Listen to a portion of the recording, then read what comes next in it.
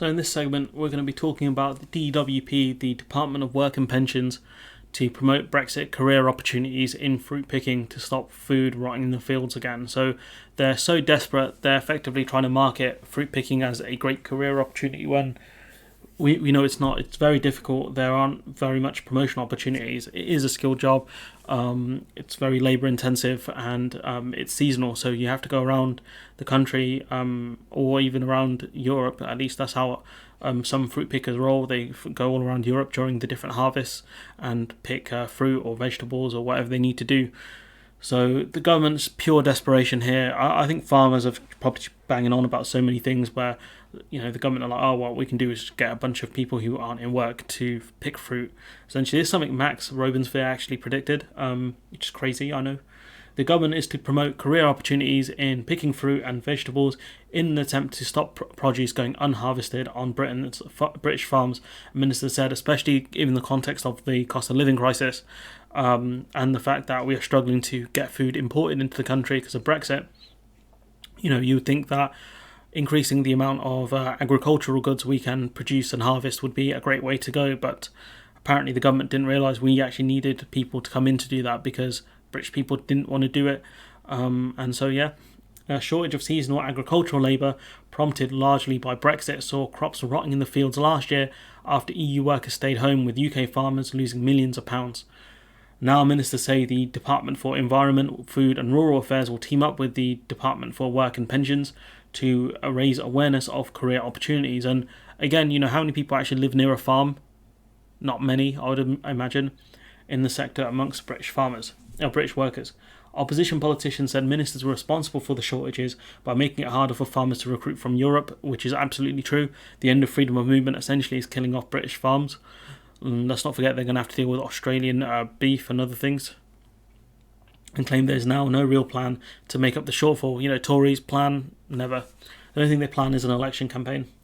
In response to a question from peers about how to avoid a repeat of last year, Agricultural Minister Lord Benyon said the government recognises the importance of a reliable source of labour for crop picking and packing, and that is a key part of bringing in the harvest for the horticulture sector, which no duh.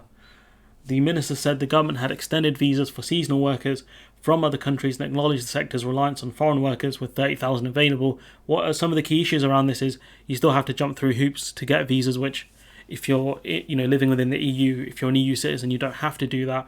Also the fact that the visas only allow them to work on one farm, so it's pointless coming here because you work on one farm and then you go when you have to pay for things like flights and other things. Before they go from farm to farm picking the different fruits as they came into season. The government won't allow them to do that, which is just ridiculous.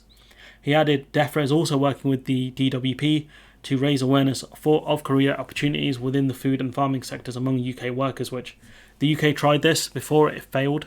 The government says the industry has to do more to attract UK workers with better training, career opportunities, career options, wage increases, and to invest in automation technology, which automation is going to be probably a decade away at a minimum. The renewed push comes after the government's Pick for Britain campaign flopped and was scrapped just after 12 months. Embarrassing. Ministers spent £30,000 of taxpayer money promoting the scheme, which failed to recruit its target 60,000 willing British volunteers to save the country's crops during the COVID pandemic. Instead, we had to fly in people from other countries. The waste of thousands of tons of unharvested food comes at a time of rising prices and increasing cost of living. The annual rate of inflation across the economy was 6.2% in February 2022, a 30-year high. And if you look at the retail price index, I think it's around the 8% mark. Tim Farron, the Liberal Democrats' Food and Rural Affairs spokesperson, said British farmers produce some of the best food in the world. Maybe. Yet the Tories seem happy for another summer of fresh fruit and veg rotting in our fields, despite Putin's war in Ukraine threatening to starve us of food from abroad, and the Tory war on imports, essentially.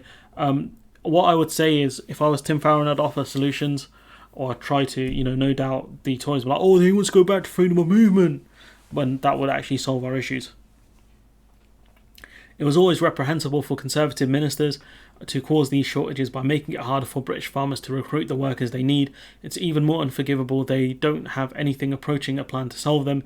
Ministers must get a grip, which seems to be the opposition's favourite line, or start looking for new career opportunities of their own. I hear they could have career opportunities in cyber. But the simple fact is, the DWP doing this is just abhorrent. When I think they're going to force people into these jobs. But anyways, look, I'm going to leave it there. Let me know what you think in the comments below. This is probably one of the worst things the DWP will do, and there's a long, long list of them. If they start forcing people into fields, man, that is some Victorian era stuff here. And we've got our favourite Victorian on the screen here, Jacob Rees-Mogg. But anyways, I'm going to leave it there. Let me know what you think in the comments below. Like, comment, share, subscribe. Support the channel on Patreon if you can. And hopefully I'll see you in the next one.